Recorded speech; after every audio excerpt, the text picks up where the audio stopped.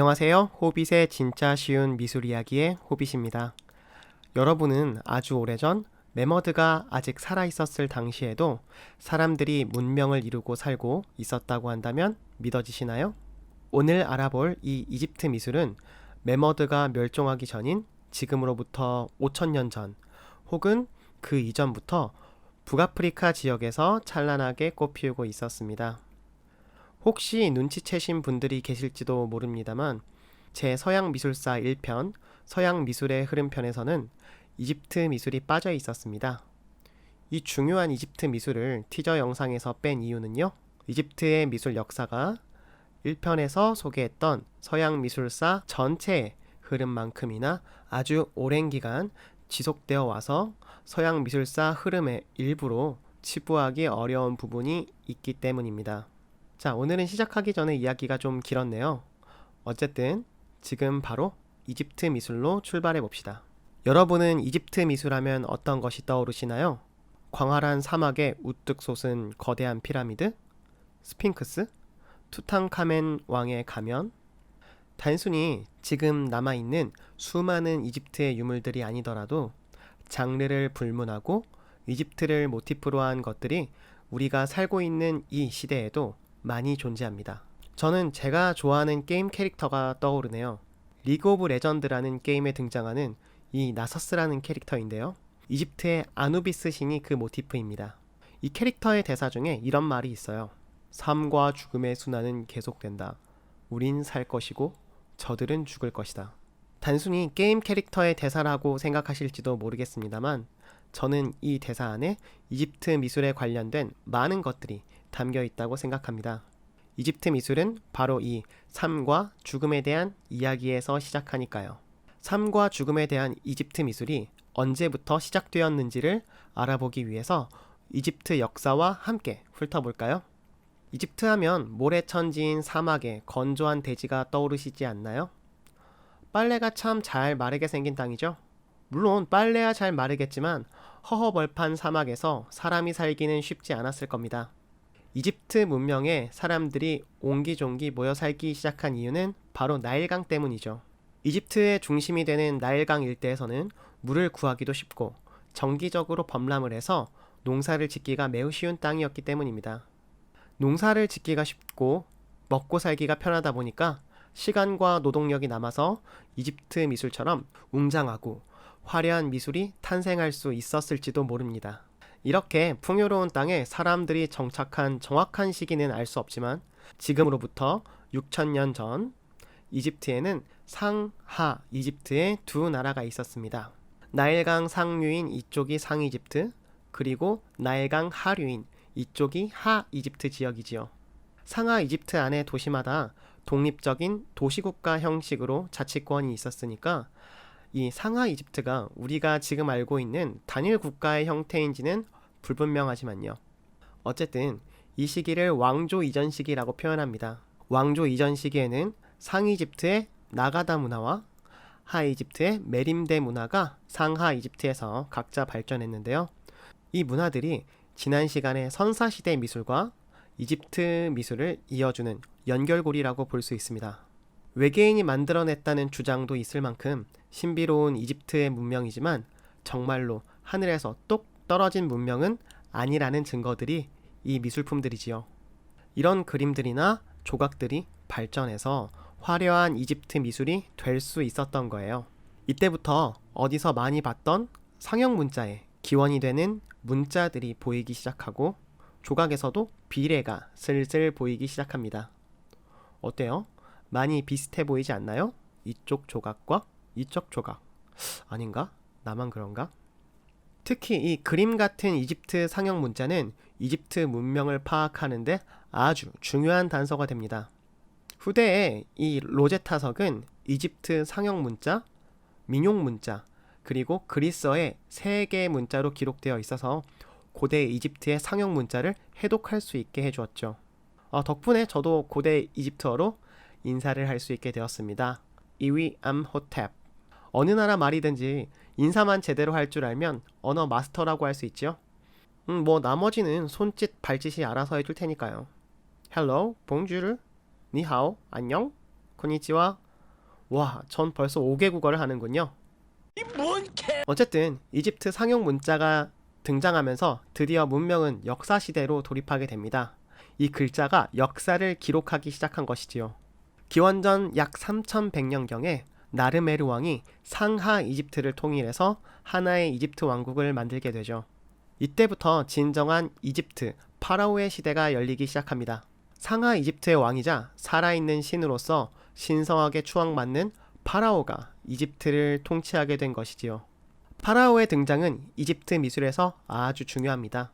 앞서 말씀드린 것과 같이 이집트 미술의 근본은 삶과 죽음에 있고, 특히 파라오의 삶과 죽음에 관한 미술품들이 아주 많이 남아 있으니까요.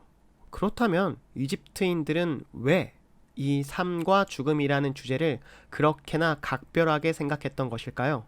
당시의 이집트인들을 이해하기 위해서는 이 카와 바라는 개념을 먼저 이해해야 합니다. 카와 바는 요즘 생각하는 영혼과 비슷한 개념입니다. 다른 점이 있다면 카와 바는 죽고 나서도 몸을 대신할 무엇인가가 필요하다는 점이지요. 그래서 이집트 파라오들의 무덤인 피라미드 안에서 파라오의 카를 담을 조각 작품이나 바가 돌아올 미라를 만들었던 것입니다. 또 죽어서도 음식이 필요한 카를 위해서 제사를 지내며 음식을 바치기도 했지요. 고대 이집트와 우리나라의 제사 풍경이 어쩐지 많이 비슷하지 않나요? 카와 바, 또 아크라는 영혼의 개념이 있지만 지금은 이집트 철학 시간이 아니라 미술사 시간이기 때문에 이쯤에서 자세한 설명은 생략하도록 할게요. 어쨌든 이렇게 위대한 파라오의 영혼이 머물 무덤을 대충 만들 수는 없었겠지요. 이집트 사람들은 장례의식 이후에 영생을 누릴 파라오를 위해서 수많은 미술품들을 제작했습니다. 당시의 기술력이라고 믿기 힘들 만큼 뛰어난 솜씨의 부장품들과 파라오의 위협을 기리거나 죽음 뒤의 모습을 그린 벽화들이 파라오의 무덤 안에 함께 묻혀 있었습니다. 이 작품들이 얼마나 뛰어난지 전 세계의 도굴꾼들이 도굴해서 자신의 박물관에 당당하게 전시하고 있어요. 고대 시대의 신비한 유물들에 감탄한 것은 도굴꾼들 뿐만은 아니었습니다. 고대 그리스 사람들이나 같은 이집트 사람들 역시 이 거대하고 찬란한 유적에 감탄을 아끼지 않았었어요. 고대 이집트 사람들이나 그리스 사람들이 왜 놀랐냐고요? 자, 아리스토텔레스가 살았던 고대 그리스 시대는 지금부터 약 2000년 전이지요? 그런데 이 사람들이 살았던 시기보다 3000년 전에 이런 유적들이 있었으니 정말 놀랍지 않았을까요? 우리 감각으로는 비슷한 시대로 보이지만 사실상 두 시대의 차이는 어마어마하죠. 얼마나 감탄했는지 고대인들은 피라미드에 낙서까지 남겨놨습니다. 이 낙서조차 4000년이나 지난 유물이 되었지요. 이 피라미드는 이집트의 가장 오래된 피라미드 중에 하나로 조세르 왕의 피라미드입니다. 기원전 2610년경에 만들어졌어요. 피라미드의 높이가 약 60m로 요즘 건물의 무려 20층 높이입니다. 기계 장비도 없고 철조차 없던 시대에 사람이 손으로 하나하나 쌓아 올렸을 것이라고 생각하니까 끔찍한 생각마저 듭니다. 어쩌면 이 시절 이집트 사람들은 모두 3대 500을 넘기는 근육 빵빵한 헬스맨들이었을지도 모릅니다.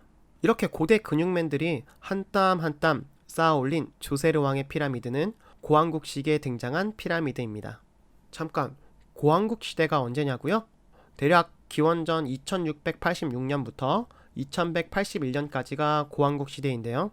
마네토라는 사람이 이집트의 역사서를 펴내면서 만든 분류법에 따른 표기입니다. 이집트의 역사를 초기 왕조 시대, 고왕국, 중왕국, 신왕국, 말기 왕국 시대 등으로 분류하고 있고요. 그 사이에 중간기라고 하는 시기도 있어요. 이 분류법은 아직까지도 많이 쓰이는 방법입니다.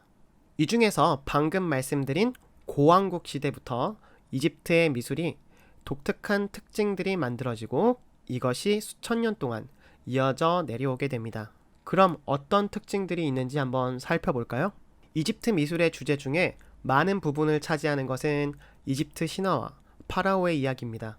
이들은 숭배해야 할 대상으로서 항상 완벽하고 근엄한 모습을 보여주어야 했어요. 요즘으로 따지면 이집트의 파라오 숭배 방식은 저기 북쪽 동네의 모습과 많이 닮아 있습니다. 또 이 위대한 사람들은 언제나 위대한 업적을 남기고 완벽 그 자체의 모습으로 남아 있어야 했죠. 그래서 이집트 미술은 신과 파라오를 이상적으로 완벽하게 만들어낼 방법을 찾기 시작했습니다. 이때 활용한 방법 중 하나가 그리드법입니다. 제 영상 중에 그리드 활용법에 나온 것처럼 격자를 이용해서 그림을 그리거나 조각을 하는 방법인데요. 이집트 사람들은 시대에 따라서 19개에서 21개의 격자를 활용해서 그림을 그리고 조각을 하기 시작했습니다. 또 이집트 벽화에 그려진 사람들을 보면 대부분 이렇게 그려지는데요. 사람의 신체 부위를 이상적으로 가장 잘 나타내는 부분을 조합해서 그린 것이에요. 얼굴은 측면, 몸통은 정면, 눈은 정면, 발은 측면, 이런 식입니다. 실제로 방에서 이 자세를 해보면 매우 어색하다는 걸 쉽게 알 수 있습니다. 하지만 신체의 특징을 이상적으로 가장 잘 보이는 각도라는 점에서 이런 조합으로 활용된 것임을 예상해 볼 수 있습니다. 특히 이 이집트 벽화들에는요, 기저선이라고 하는 이 선들이 나타나는데요. 위아래의 선을 기준으로 두루마리를 펼치듯 보이는 벽화가 인상에 남네요. 벽화에 그려진 왕의 일대기를 보고 있으면 한편의 애니메이션을 보는 듯한 기분이 들기도 합니다. 또 이집트 벽화들에 가장 자주 등장하는 문양이나 그림들은 특별한 어떤 것을 상징하기도 합니다. 어디서 많이 본 이 앵크라는 모양은 생명을 상징한다든지, 새는 사람의 영혼을, 호루스의 눈은 건강과 안전, 통찰력을 상징한다든지 이런 식으로 상징에는 여러 가지 의미가 있어요. 어찌 보면 이집트 미술은 상징으로 도배된 상징 덩어리일지도 모릅니다. 작은 그림 하나에 수많은 의미들이 담겨 있죠. 이런 상징들을 통해서 이집트 문화를 상상해보는 것도 재미있는 일입니다. 또 이러한 상징들은요, 많은 부분들이 앞에서 이야기한 것처럼 삶과 죽음에 대한 이야기를 나타내고 있어요.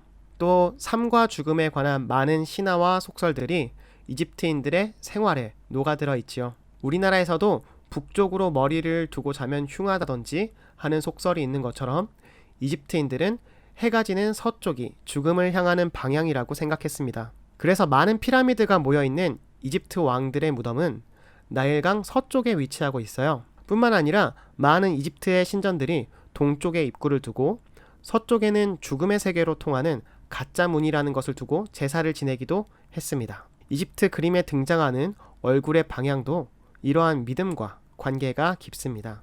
자, 어떠세요? 오늘은 이집트 미술의 대략적인 특징에 대해서 얘기했는데 내용이 좀 길었죠? 조금 간단하게 짚고 넘어가려고도 했었는데요. 수천 년간 지속되어 온 이집트 미술이 잠깐 스쳐 지나가는 것이 저는 너무 아쉬웠어요. 그러다 보니까 이야기가 좀 길어졌네요. 네, 이번에 준비된 내용은 여기까지고요. 다음 시간에는 이집트 미술을 시대 순서대로 특징을 살펴보는 시간을 가져보려고 합니다. 많은 기대 부탁드릴게요.